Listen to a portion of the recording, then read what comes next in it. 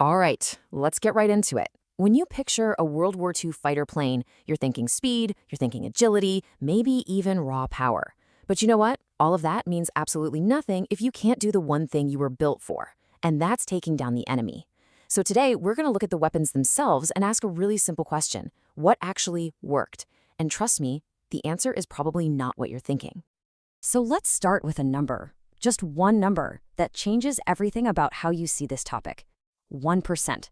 That was the overall success rate of a fighter mission in World War II. Think about that. On average, it took 100 flights, 100 separate times a pilot went up to score a single kill. And this incredible inefficiency, well, it's the key to understanding this whole debate. We're not really talking about which weapon was good and which was bad. Nah. What we're actually talking about is a bunch of deeply flawed, pretty ineffective systems, and trying to figure out which one was just a little bit less ineffective than all the others. And that brings us to this huge, persistent myth. Yeah, you've probably heard the story. It goes something like this. Cannons were the game changer. They fired these explosive shells that could just rip an enemy plane to shreds with one hit. And rifle-caliber machine guns? Phew, they were basically pea shooters by comparison. It's a really cool idea, right? But is it actually true? You know, there's this great story about a pretty distinguished history professor. He used this exact statistic to basically write off the entire early Soviet Air Force. His logic was super simple. No cannons equals no chance, and a lot of people thought that way. But that line of thinking completely ignores one of the most famous air battles in all of history. That's right, 100%. The Spitfires, the Hurricanes, the planes that held off the Luftwaffe were armed with nothing but .303 caliber machine guns, the exact same kind of supposedly obsolete weapon that Professor was talking about. And they won. So what gives? Was this all-powerful cannon not quite the superweapon everyone thought it was? Let's actually look at what we're talking about here. This is a 20mm cannon shell, the supposed ultimate weapon. And don't get me wrong, it's an incredible piece of engineering, a tiny, complex device that has to arm itself after it leaves the barrel and then detonate on impact. But the key thing to notice here is its size. So this is where myth slams into reality. The myth is that it's a miniature bomb, but the reality, well, once you cram that complex fuse mechanism inside, there's only enough room left for about 4 to 6 grams of explosive filler. Yeah, that's it. It adds a little extra punch, for sure, about 21 kilojoules of energy, but to say it's some overwhelming force that guarantees a kill, that's a massive overstatement. So, if a single hit from a cannon wasn't the guaranteed fight ender people thought it was, what was the alternative? Well, the British, they bet on a totally different philosophy. It wasn't about the power of one single projectile. No, it was about the overwhelming, undeniable power of sheer volume. And this just lays it out perfectly. A German Bf-109 could spit out about 18 projectiles in a single second, which sounds like a lot, right? But a British Spitfire, with its 8 machine guns, it unleashed a firestorm of 160 bullets in that exact same second. It wasn't so much like firing a gun, it was like pointing a fire hose of hot lead at the enemy. And here's the kicker. All that volume came with serious endurance. A German pilot, he had about 6.5 seconds of cannon fire before he was dry. But the British pilot, who was often a rookie with barely any training, he had up to 17 seconds of continuous fire. In a dogfight, that is an absolute eternity. It gave him a much better chance to just walk that stream of bullets right onto the target. So now let's hop across the pond and look at the American approach. As the war ramped up, the US had to make its own choice. And they didn't just copy the British philosophy of volume. Oh no.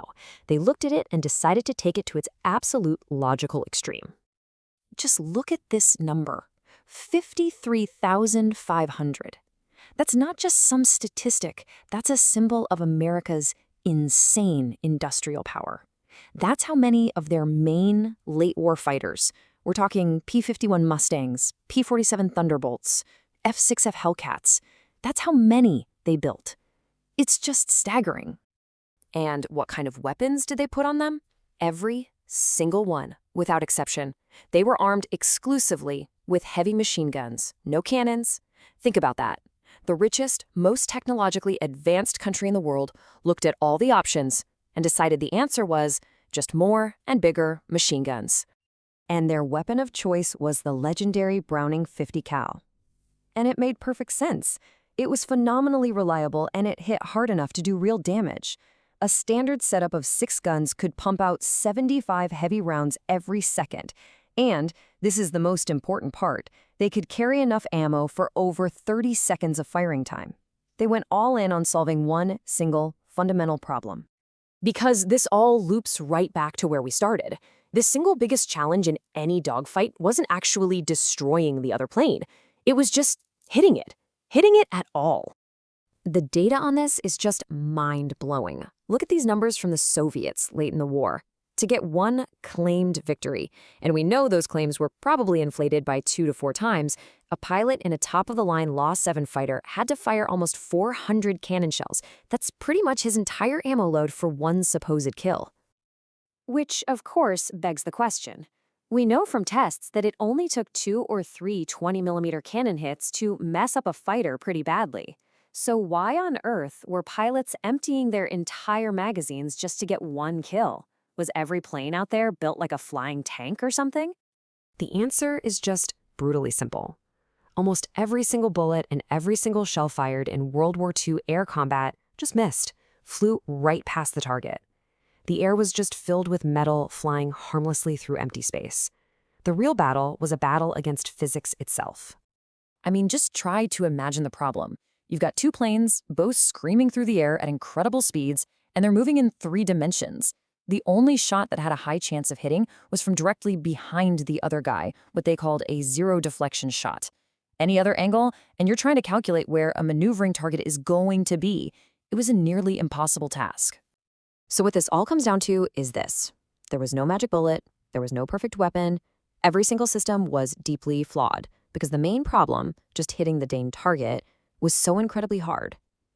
The British and the Americans, they basically concluded that the best solution was to just fill a patch of sky with as much lead as possible, for as long as possible, and maximize the chances that the enemy would eventually fly through it.